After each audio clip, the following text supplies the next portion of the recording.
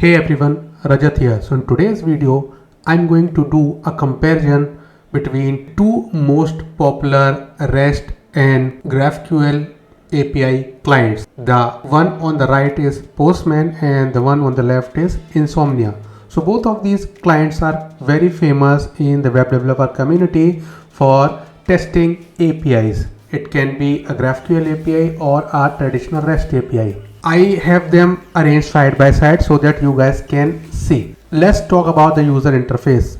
Since Insomnia is very new, there are not many things you can do in Insomnia as compared to Postman. So Postman is quite old, or you can say older as compared to Insomnia. So the feature set in Postman is quite vast. As you can see that all the control are distributed all over the interface. On the other hand, the Insomnia client looks really simple, right? Because there are not as much features as compared to the Postman client. So feature wise, there is not a parity. Postman is more advanced. But if you do not want to have all the embellishments that Postman offer, Insomnia can also be a really good REST or GraphQL client. Let's talk about what other things are there. So both of these clients have environments. So basically these are the context or the settings you can do in order to provide some defaults to your API. So Insomnia has environments and even Postman has environments. So let's talk about a very nifty feature that Postman has but Insomnia does not have, and that one is this interceptor thing. So basically if you are logged into a website in your Chrome browser, this interceptor thing can actually take all the cookies from your logged in session, and then you can do the normal API stuff and the Postman will behave like you are already logged into the API. On the other hand, Insomnia does not have anything like that. Insomnia has this concept of writing plugins, but there is not a ready to use plugin out there which you can use in order to do such a thing. So if you are trying to manipulate some live sessions or you just want to use your browser cookies, Insomnia cannot do that as of now. I was not able to find anything that would allow me to do that, but using Interceptor, Postman was able to do that sort of task. So if you want to do that sort of thing, Postman is the client you should be using. Postman has yet another feature that is very nifty, and that is the web sign-in and the collection thing. So basically you can create a collection and you can sync that collection with the Postman server, and you can share this collection with your team. Insomnia on the other hand does not have anything like that.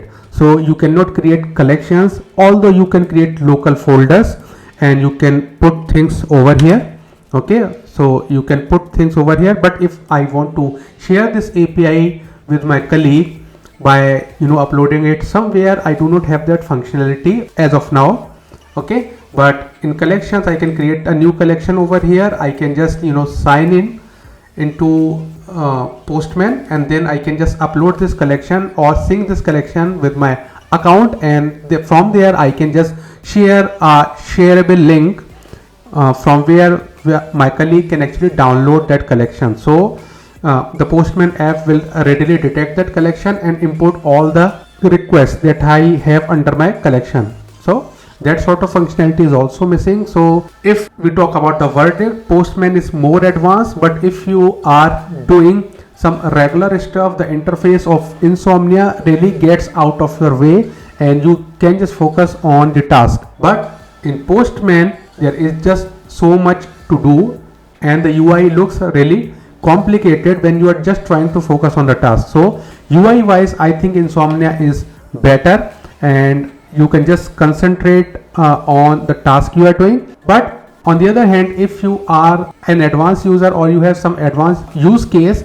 then Postman should be your client of choice because the options are quite vast. So most probably whatever you are searching for, you will find it in Postman. For my day-to-day work, I use Postman and Insomnia both. If I do not want to deal with browsers and all, I just use Insomnia because I do not have to use the interceptor part.